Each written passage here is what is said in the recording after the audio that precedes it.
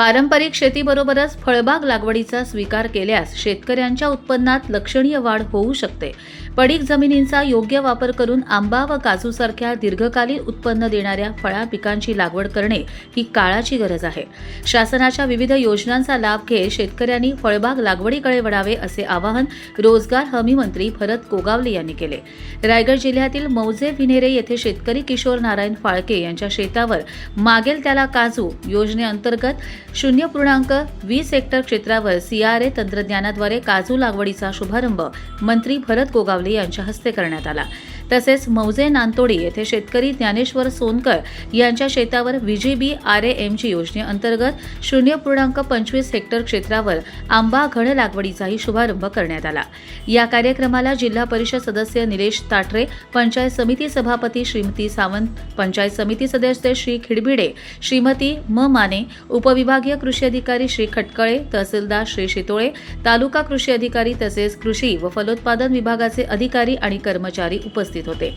यावेळी बोलताना मंत्री गोगावले म्हणाले की अनेक ठिकाणी शेती पडीक राहिल्याने शेतकऱ्यांना अपेक्षित उत्पन्न मिळत नाही। अशा जमिनीवर फळबाग लागवड केल्यास दीर्घकाळ टिकणारे आणि शाश्वत उत्पन्नाचे साधन उपलब्ध होऊ शकते। आधुनिक तंत्रज्ञानाचा वापर करून फळबाग विकसित केल्यास उत्पादनातही वाढ होईल आणि शेतकऱ्यांचे आर्थिक जीवनमान उंचावेल। ते पुढेही म्हणाले की VGB RAMG योजनेअंतर्गत आंबा घड लागवडीसाठी 100 झाडांपर्यंत सुमारे 70,000 रुपयांचे अनुदान 3 वर्षांच्या कालावधीत उपलब्ध करून दिले जात आहे। तसेच मागेल त्याला काजू योजनेअंतर्गतही शेतकऱ्यांना शासनाकडून आर्थिक सहाय्य मिळत असून काजू हे कमी जोखमीचं आणि दीर्घकाळ उत्पन्न देणारं पीक असल्यानं अधिकाधिक शेतकऱ्यांनी या योजनेचा लाभ घ्यावा असे आवाहन त्यांनी केले। कृषी व फलोत्पादन विभाग शेतकऱ्यांना आवश्यक तांत्रिक मार्गदर्शन, प्रशिक्षण आणि सहकार्य देण्यासाठी कटिबद्ध असल्याचं सांगत मंत्री गोगावले यांनी फळबाग लागवड ही केवळ शेतीचा पर्याय नसून ग्रामीण अर्थव्यवस्थेला बळकटी देणारी आणि शेतकऱ्यांच्या आर्थिक समृद्धीचा मार्ग ठरणारी चळवळ असल्याचा विश्वास व्यक्त केला। शासनाच्या योजनांचा प्रभावी लाभ घेतल्यास पडीक जमीनही भविष्यात शेतकऱ्यांसाठी सोन्याचे पीक देणारी ठरेल असा आशावाद त्यांनी व्यक्त केला।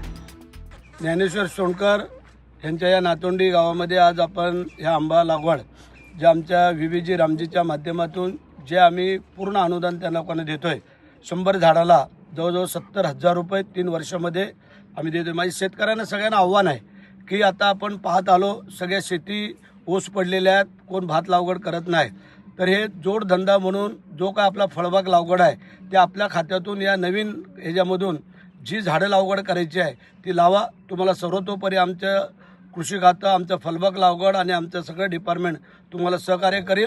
शेतकऱ्यांना पुन्हा आवाहन करतो की या फळबागवडाचा जास्तीत जास्त लाभ घ्यावा। आता मागेल त्याला काजू ही एक योजना आमची आहे, ज्याच्याकडं अडचण आहे त्याला आम्ही हे काजू देतो आणि काजूचं पीक असं आहे की ते वर्षातून येतं, कोणी गुरं प्राणी खात नाही आहेत आणि त्यासाठी शाश्वत उत्पन्न या काजूला मिळतं।